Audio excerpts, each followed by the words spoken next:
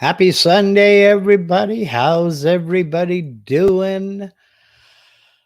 Oh, well, what should we talk about today? I haven't the foggiest clue. Yeah, I guess I stirred up a little bit of a hornet's nest there. Yeah, interesting video to say the least, says Michael. Yeah, you're 100% right. IL Peleg says, I guess you caused some heart attacks today. You would not believe the number of private messages I got, the number of emails I got. The comments section is going absolutely bananas. Yeah, I scared a few folks. But this should connect all the dots for y'all. I have been working on this since January. It has been kind of a proposed thing since about December. First started talking in January, and that's why everything has been put on hold. That's why the pirate is on hold. That's why just everything. And I've been scrambling to come up with ideas for videos and failing miserably. Just simply because I can't get out and do any cutting. I don't want to start a project on one machine and then scramble to try to complete it on another machine. Just heard a horn honk. That was interesting. So basically put, everything got put on hold until I could make the announcement, and it became a sure thing. And you know, the new old saying, it's not a sure thing until you have a tracking number. And I now have tracking numbers. And so, yeah, as I said in the teaser this morning, starting this coming Sunday, I'm going to be doing some assembly videos, and I'm going to put out a video a week until it's put together, finished, and I'm able to use it.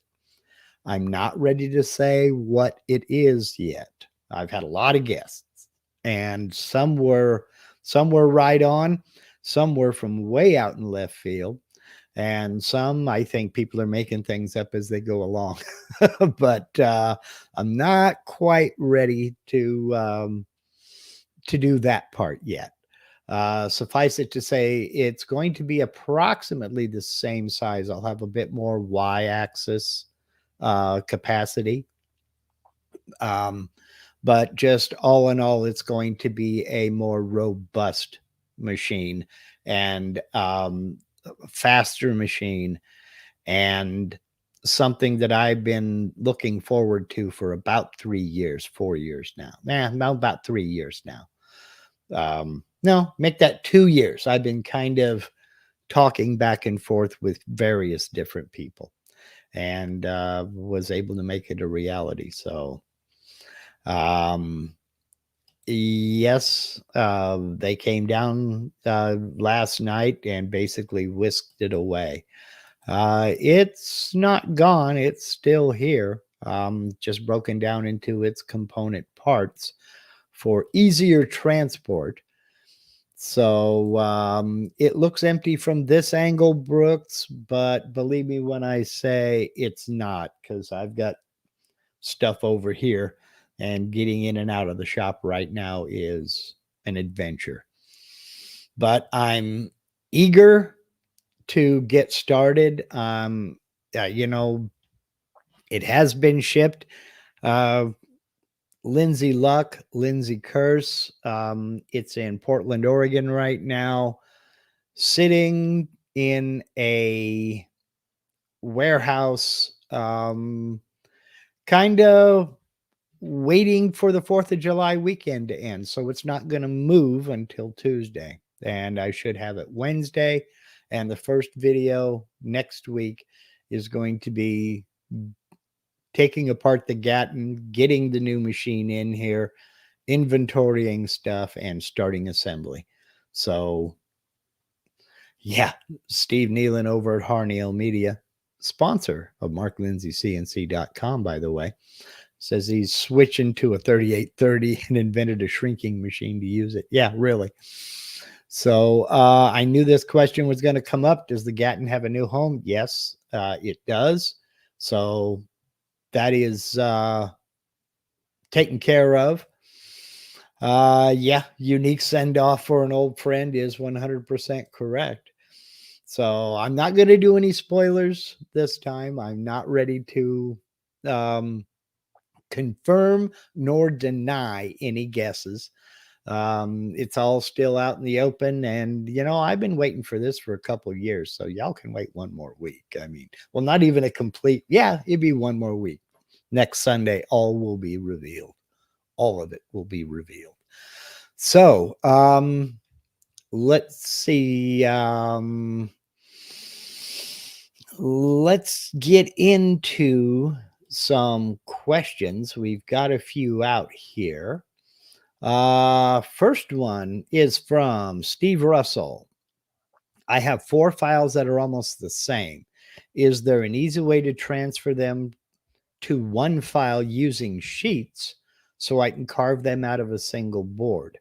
Well, if you are, it depends on how you use sheets. If you're already using more than one sheet on a single piece of material, that part won't change. But yes, what you can do, let me switch over here to Aspire. What you can do is go up here to File, Import Vectors. And one of the options here when you were importing vectors, what it's going to look for, I don't have any other files on this computer. I need to get some files on this computer so I can better demonstrate. When you're, one of the choices for importing vectors is a CRV file in Vcarve, or CRV 3D if you're in Aspire. So you can import just the vectors from another project. It won't import the toolpaths, but it will import those vectors, and you can place them on separate sheets.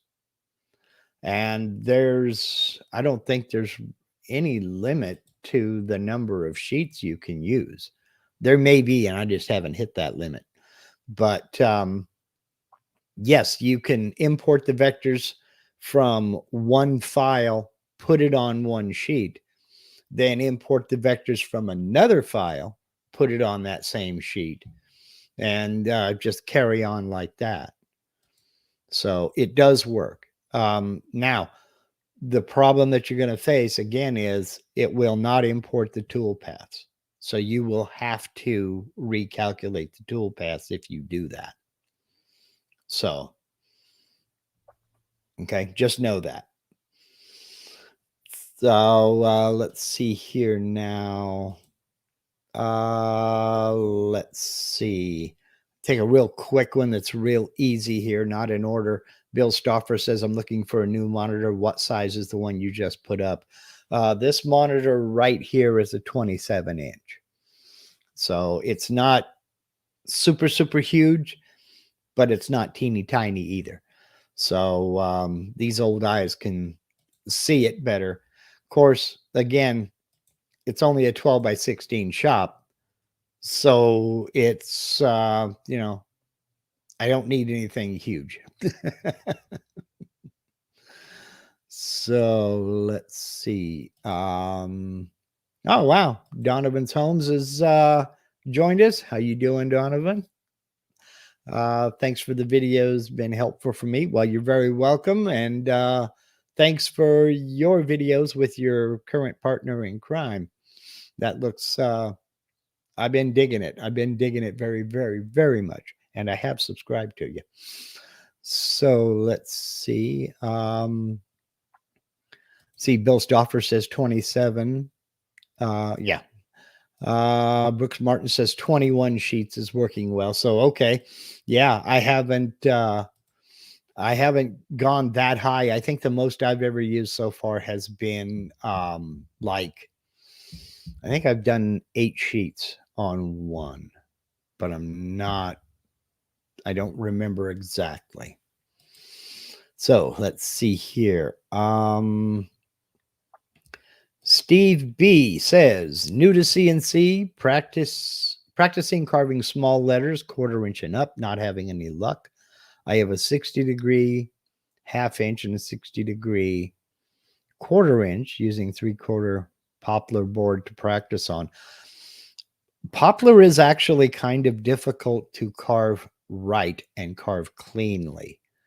You have to use, I found out through Michael Tyler, the gentleman who creates and designs all of the Vectric free monthly projects. I found out through him, through talking with him, that you have to use ridiculously slow feed rates to carve poplar cleanly. It just does not want to behave. Now, other people may have other opinions on that, but I took his advice and I slowed my feed rates way, way down, and they cleaned right up. Now, my question is, I believe you're talking about V-carving. If you're talking about very small text, you may have to go with a bit with a steeper angle, possibly a 30-degree or 45-degree, maybe even down to 15 if it's real tiny. But generally speaking, my go-to bit is a 90-degree V-bit, and occasionally I'll use a 60-degree. So it may be the material that you're using. You might want to try, see, I'm trying to think of some cheaper hardwoods that won't break the bank. Well, right off the top, I'll suggest you hit your local Craigslist and check the free section and see what scrap woods people are getting ready to take to the landfill. That's what I use for practice and for trying out new techniques and what have you.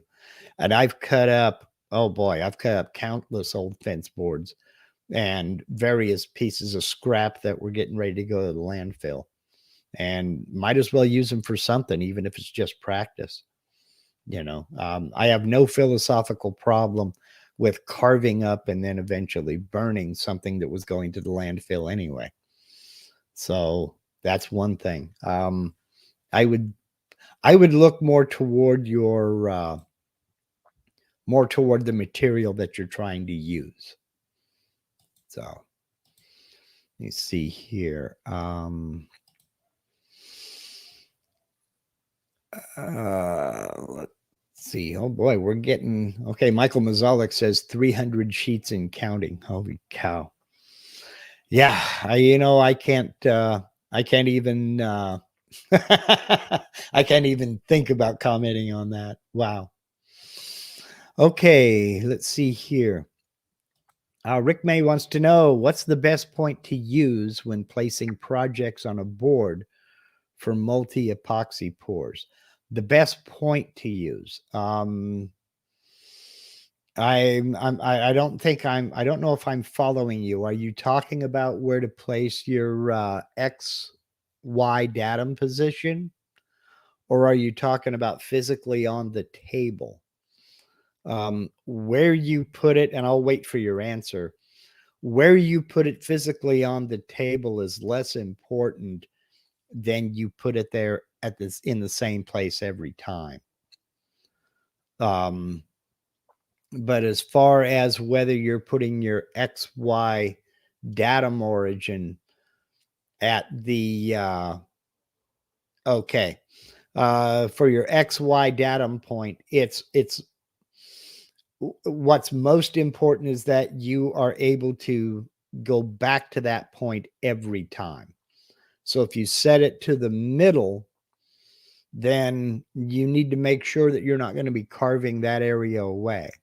If you set it to the lower left, lower right, upper left, upper right, wherever, that's less important than your ability to get it precisely on that point when you go to do your next carve.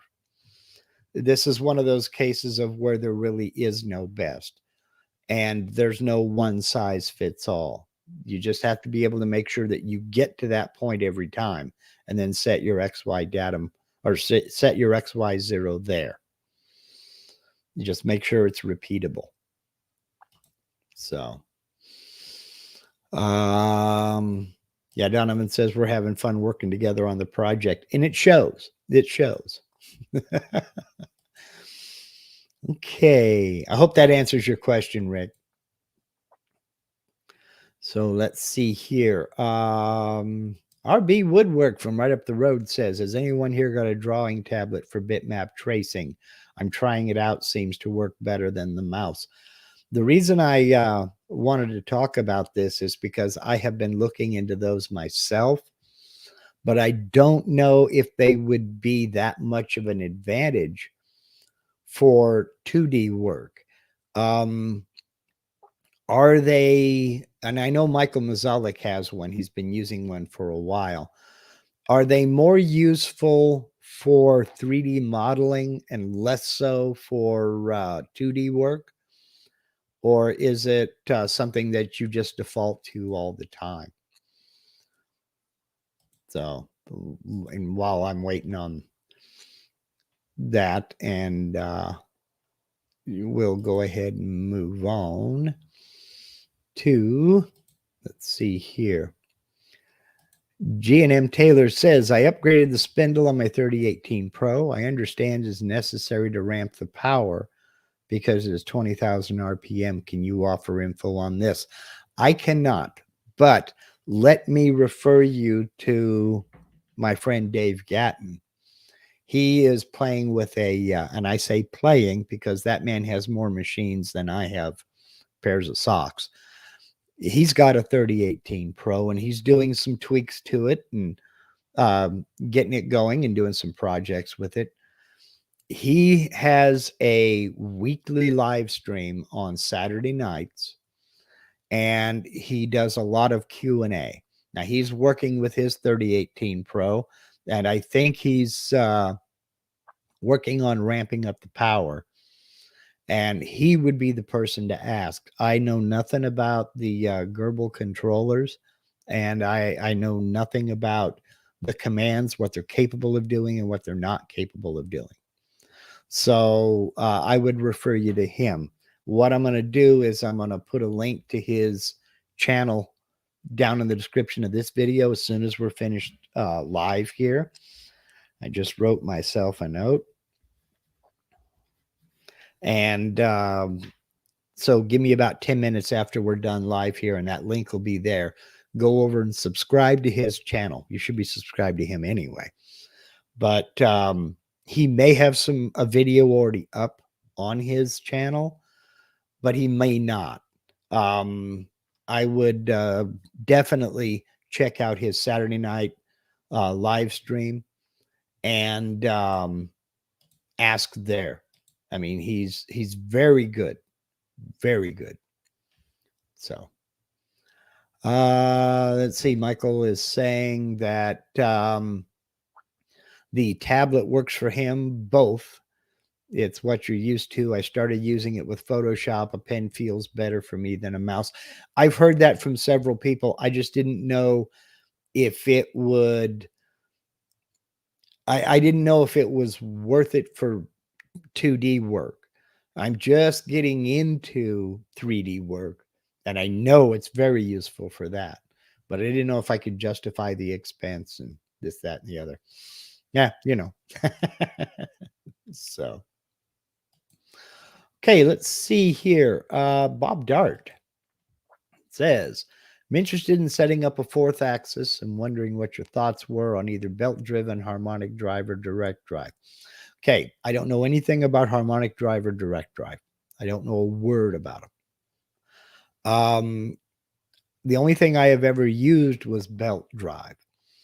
Now, I tended to run it.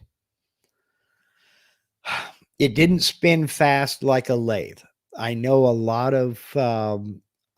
of people program their rotary axis to do that. I've seen a few videos on YouTube, and that's pretty cool and cuts down the machining time a lot.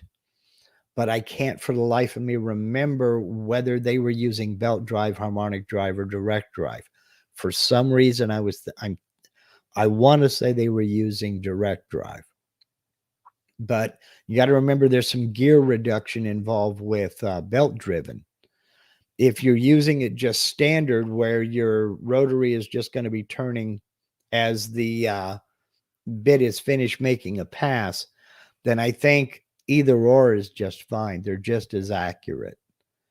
It is a closed belt that you don't tend to have the problems that you would associate with belt drive on moving like an X or Y axis. My rotary axis is belt drive and it worked just fine. But I don't know enough about harmonic drive or direct drive to say yes, no, maybe, or avoid one and go to the other. I just don't know enough about them. And I'd hate to send you down the wrong path. So I hope that answers that. Let's see here. What else we got going? Peter Van Vliet says, when carving text, does making the text, the size of the text bigger, imply the depth will also increase? Yes. Is the material depth used to ensure the carve isn't too deep in the material as the size increases? No. And that is why the carve to a flat depth is used and why it's so important. Going back to my first video on V-carving, how it works, remember that the V-bit rides the inside vectors of the text letter. So if you have the letter I, it's just a rectangle. It's going to plunge as deep as it needs to plunge to where that bit is cutting right on the inside of that vector. And if that means it'll plunge all the way through the material, so be it. The software doesn't care. If you don't want it to plunge all the way through, that's why you use a flat depth, then that limits how deep it will go. So yes, making the text bigger does imply that the depth will increase. It will. Is the material depth used to ensure the carve isn't too deep? Again, no. That's what V-carving to a flat depth does. Okay? Now, I hope that answers that. Let's see.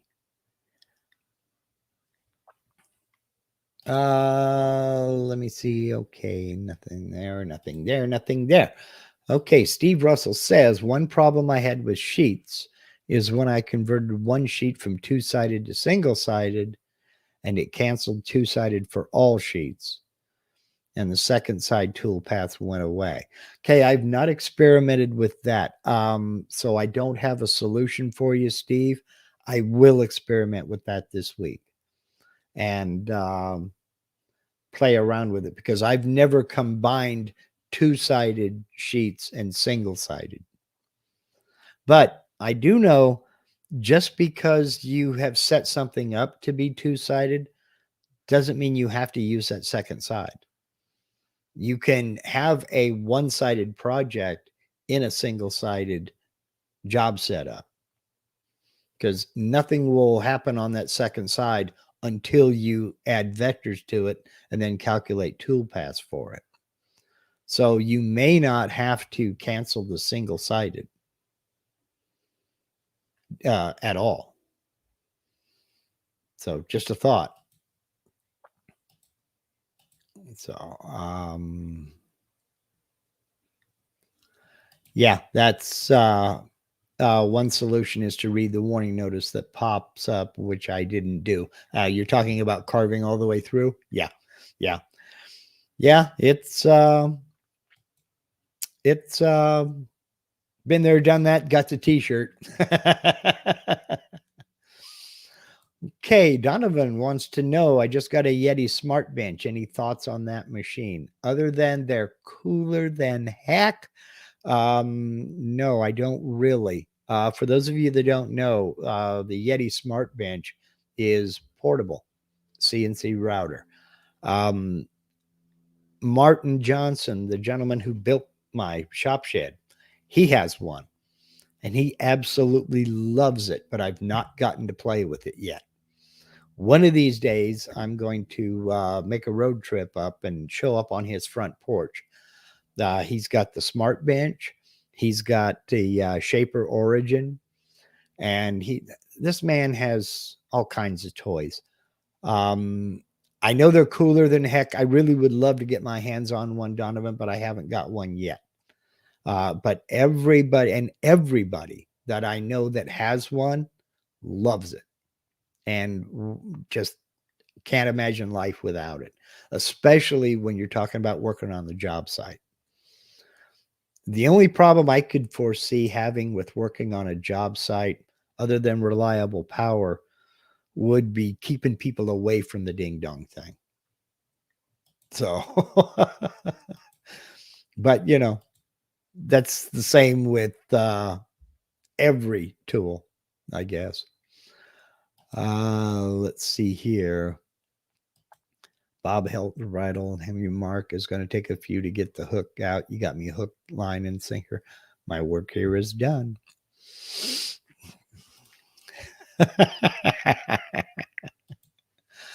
Okay, let's see. Lewis Denton says, I can't get the preview showing cut through in 3D mode. Are you talking about when you've carved a 3D model and okay, expand on that, please, Lewis, because I'm not reading you right at the moment. Why am I still sharing my screen? I don't know. Welcome to live. Can't get the preview showing cut through in 3D mode. You're gonna have to expand on that. After you carve the 3D model, firstly, you need to make sure that the carve is going to cut through the material for it to display it cutting through. Or do another toolpath, a profile toolpath around the 3D model. That's the most common way to do it. And it should get the preview. So if you'd like to expand on that, because I'm not really understanding which case you're talking about. Okay, Stephen D says, is Inkscape a better tool to turn a bitmap into a vector, or is the vector making tool in Aspire better? Better, best is subjective. Personally, I prefer to use the one in Vcarve or Aspire. You do have to do a little bit of tweaking and bouncing back and forth and previewing, but you can, generally speaking, get a clean tracing with Vcarve or Aspire. Personally, I've had good and bad results with Inkscape, but I'll be honest, I don't use Inkscape much at all for anything really anymore. When I had my K40 laser, I did, but when I sent it back, I just haven't had occasion to need to use Inkscape again. And to me, Inkscape was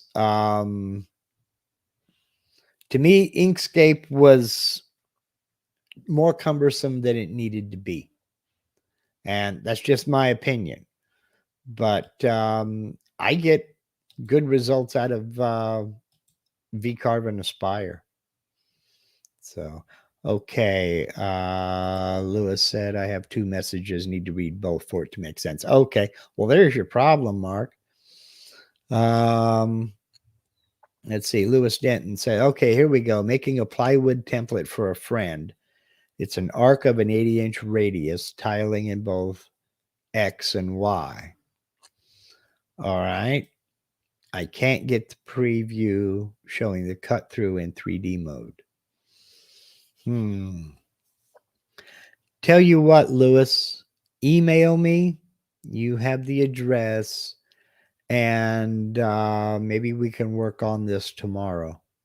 Okay. Um, because please email me, and I'll hook up with you after today, after we're done live here. Okay. Because that is interesting. I want to check it out. Okay. Let's see. Yes, Steve, I did answer the question. If you go, in fact, yours was one of the first ones. So scroll back, you drag your slider back, and you'll see my answer. Okay, let's see here. Let's get here. And here's another one here. What are the benefits of Mazo over UCC&C? All right. I'm going to go by memory because I've not used either one. Okay. The benefit of the Mazo over the UCC&C is the Mazo does not require a standalone computer. It is the computer. It's the controller. It's the whole thing. It's not the controller. Take that back. It replaces the computer. All right. So it's a self-contained unit. UCC&C is software that runs on a standalone computer that you need out in the shop. Now, if you have a laptop or a desktop, personally, I prefer a dedicated desktop, then UCC&C is one good option. There are other software out there too, Mach 3, Mach 4, you name it. There's a whole bunch. Linux, WinCNC, whatever. But Mazo does not rely on a computer. It is the computer. And you put your G code onto a flash drive, plug that into the Mazo, load it, and go. You don't have to have a computer. Other than that, I know very little about them. Only what I have seen that other people do with them. And again, this would be another perfect opportunity to go over to Dave Gatton's YouTube channel, subscribe to his channel, and talk to him on Saturday night for his live streams. He has used both, and he could give you a lot more insight than I could. I'm telling you, folks, if you're not subscribed to Dave Gatton's channel, you're really doing yourself a disservice. He is my guru. And yeah, I am his fault. He got me into all of it. So, okay, let's see here. Looks like I'm caught up on questions. Brief synopsis, Steve, about your question. I think it's more to do with the material you're using than anything else. Poplar is kind of difficult to carve on. So you might have to drop your feed rates down ridiculously low in order to get good clean cuts on poplar. But no matter what you're cutting, use nice sharp tools and you'll get the best result that way. Okay, do we have any more questions? John Thompson says, see, you and the wife did a lot of work last week in the yard. Yeah, I tore down a shed. I reclaimed 29 2x4s, which basically is the same as finding the pot of gold at the end of the rainbow. And those will go into the lean-to. Broke up the slab, got it all moved out of the way. Now I got to go get road fabric. Then I can have 10 yards of driveway gravel delivered. And yeah, but most of this was done so we can back up a delivery truck to the shed.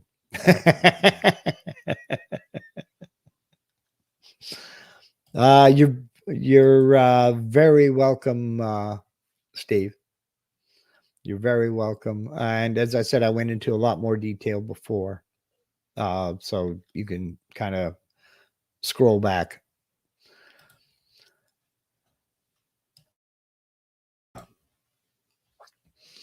Okay. The Fuzz says, does your new machine use Mach 4? I can answer that with yes. Let's see. Malcolm X says, is there another way to connect Mach 3 to a Windows 10 64-bit without using a UC100? Well, there's Ethernet Smooth Stepper. Let's see here. A UC100 is a USB adapter.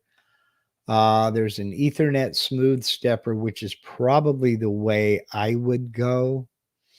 I know people who use the UC100, and they have good luck with it. But it's been my experience that I don't like USB for data transfer, particularly on long data transfer sessions like that. USB ports go to sleep. They will slow down. Their data transfer rates are inconsistent. And to me, that's just you're introducing more variables and complexities than you need. An Ethernet Smooth Stepper just goes. It just does it. So if you can use an Ethernet Smooth Stepper, that would be the way I would go. So let's see. Are there any other questions? Don't tell me we're done already. We can't be. So I know, a few more folks wondering about the new machine. Like, as I said before, this will connect a lot of dots. This will tell you why that dust collector isn't hooked up. The dust collector was never meant to be hooked up to the Gatton CNC. That tell you why I haven't got all the pipe run and everything else for it. It was never mentioned. It was never meant to be hooked up to the Gatton CNC. That's why projects have been put on hold, and that's why the video uploads have been kind of hit and miss. So, but now, trust me when I say things are going to change. So, let's see. Thomas Zabo says, as you mentioned, the control unit is a little computer. I assume you're talking about the Mazo. I've never used one. I've talked to Jat, the guy who developed them, and they look pretty cool. I just am used to using PC with Mach, and I don't see any need really to change. I am going to jump up to Mach 4 just because I'd like to be a little bit more up to date. And if you don't want to have a separate computer outside in the shed or in your shop or what have you, the Mazo is a good option. I mean, I've not heard anything bad about them. I've not heard to avoid this or don't do that or what have you. So, and just about everybody I know that has one and uses it loves it. So Michael Mazalik says they sound similar to a Rich Auto controller. I've not used a Rich Auto controller either, but from what I gather, they are pretty similar. I'm just not 100%, as I said, never having had one in my hand. So I'm not of either Rich Auto or Mazo. So let's see here. Scroll back up, see if I have missed anything. Not seeing anything.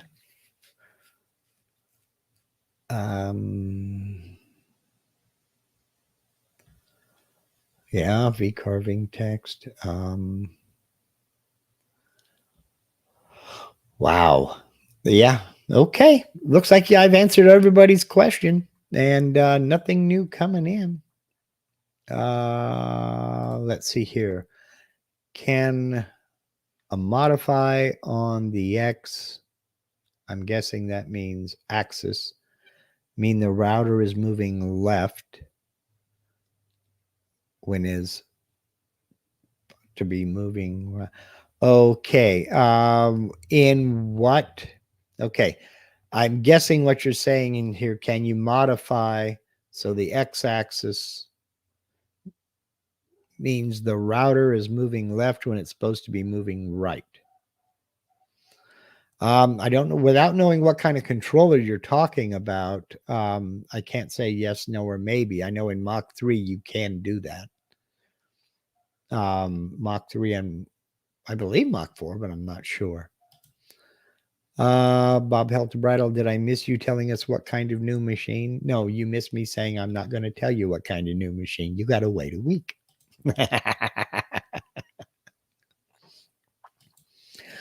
Jim Sinicola brings up a good point. Peter Pasuelo over on CNC Nuts, he has actually a second channel that is dedicated to the Mazzo.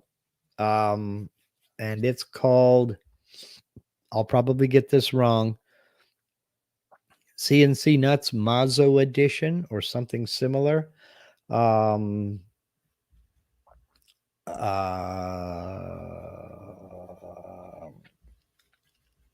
just wrote myself a note and you got to listen to me grunt and groan.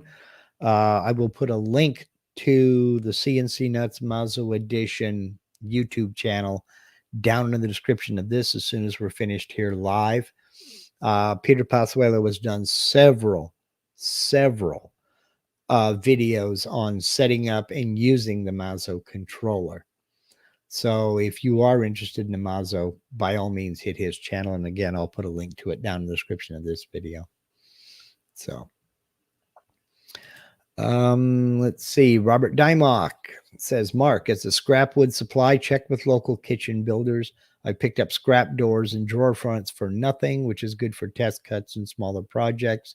Just FYI. Excellent point, Robert.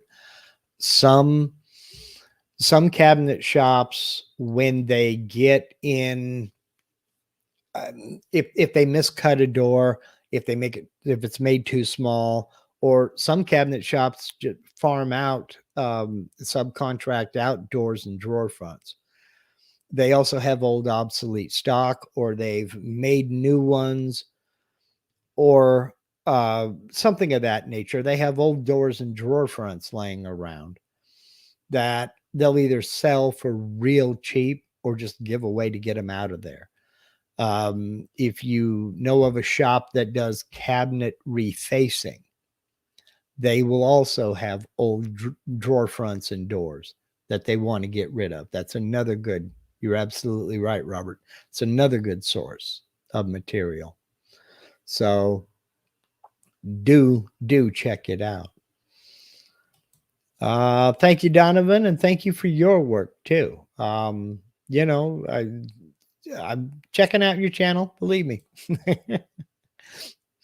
And ILP Lake says, yes, CNC Nuts Mazzo Edition. Yes, definitely do go check it out. So Jim Johnson says, make sure you have plenty of RAM and a more modern computer. I was using an older laptop with 8 gig of RAM. Mach 4 did not work good at all. Bought a mini computer now. Everything works great. A major friend of the channel, who I've mentioned several times before, Sargon Tavur, his company retired several desktop computers and gave their employees laptops. And Sargon sent me a desktop PC. I'm using one to broadcast with now, and the other is over there to run Mach 4. It's a Dell with a Pentium Xeon processor and 32 gigs of RAM. It should work just fine. I just got my codes, and I'll be setting up Mach 4 as soon as I get done with this and get links posted, etc., etc. And it's going to be an adventure for everybody involved. But yeah, I'll have more than enough RAM, and more than enough processor power for it. So, okay, here, this will maybe the last question. We'll see. Peter Van Vliet says, stupid question, no such thing. When doing text, Vcarve Toolpath is only for V-bits. And if using end mills rather than a V-bit, then a pocket toolpath should be used, right? Basically, yes. With the exception being using the end mill for a clearance tool.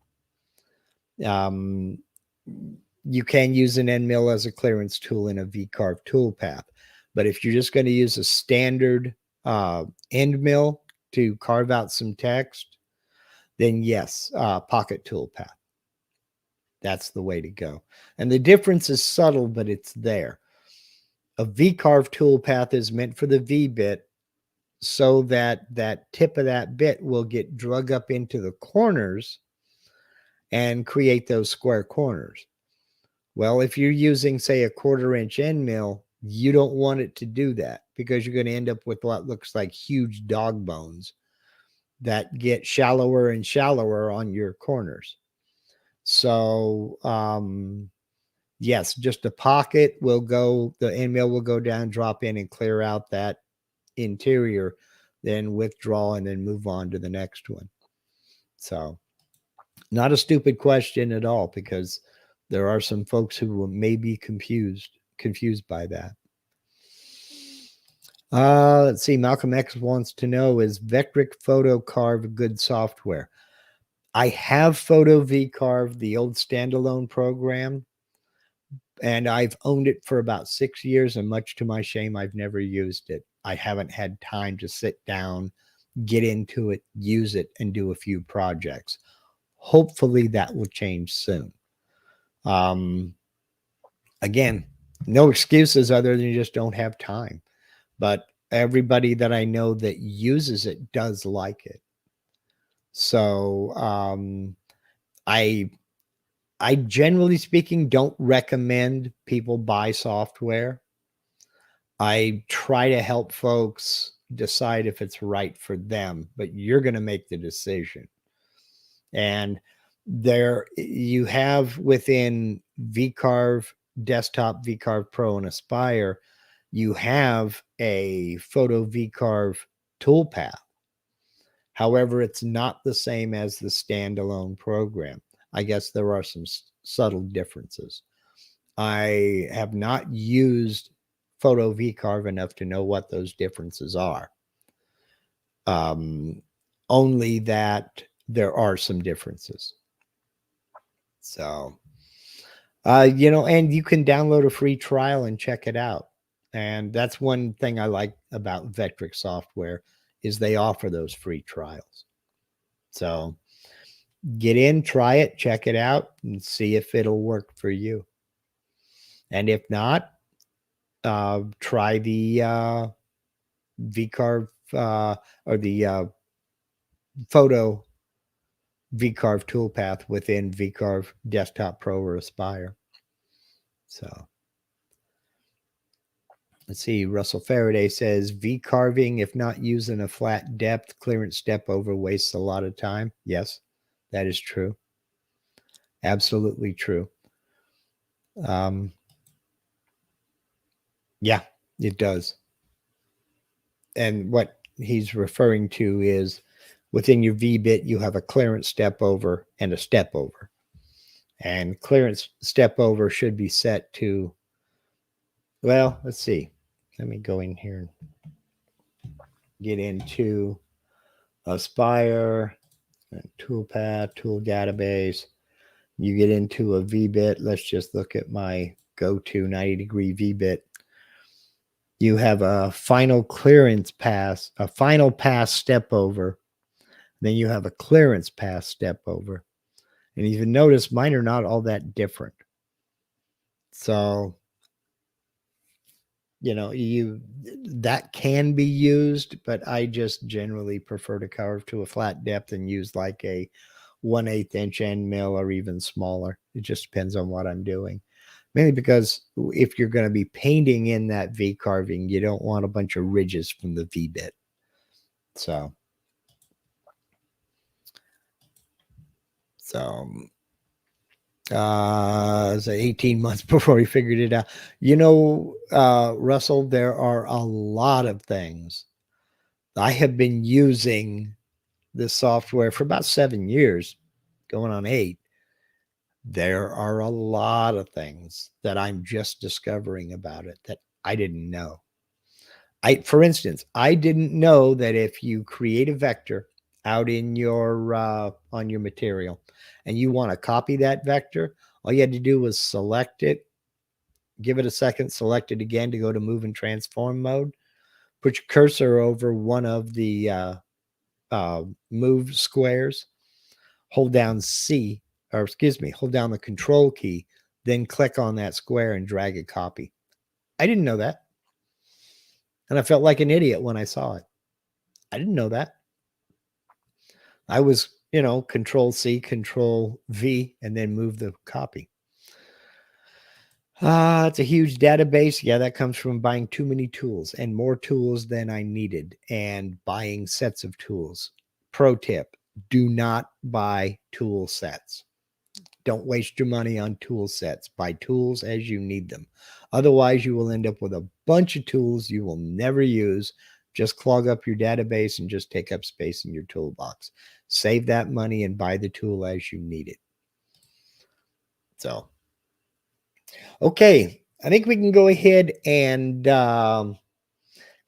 call this a good one. Next week, part 1 of the assembly series, and all will be revealed. You will know everything, but I'm talking to you, Bob Helter Bridal. That's when you'll find out what machine I'm getting, how big it is, how powerful it is. Did it come with, turbo boost and rockets and a, 8-track player and a disco ball or not? So, okay, we'll go ahead and we'll call this good for my channel members. Regular channel member live stream tomorrow evening at 5:30. And if you'd like information on how to become a channel member and spend too much time with me like these other poor people do, link to that is down in the description box below. I want to say thank you to everybody who is been watching the videos, liking the videos, sharing the videos, sending me these fabulous comments, and everybody who has clicked those donate links, everybody who has become a channel member, and everybody who's thinking about becoming a channel member. I appreciate your super chats, your super thanks. You all are awesome, and you make this entire thing possible. And you sure make it worth every second it takes to do it. I'm having the time of my life, and it's all because of you guys. You are the best. And thank you very much.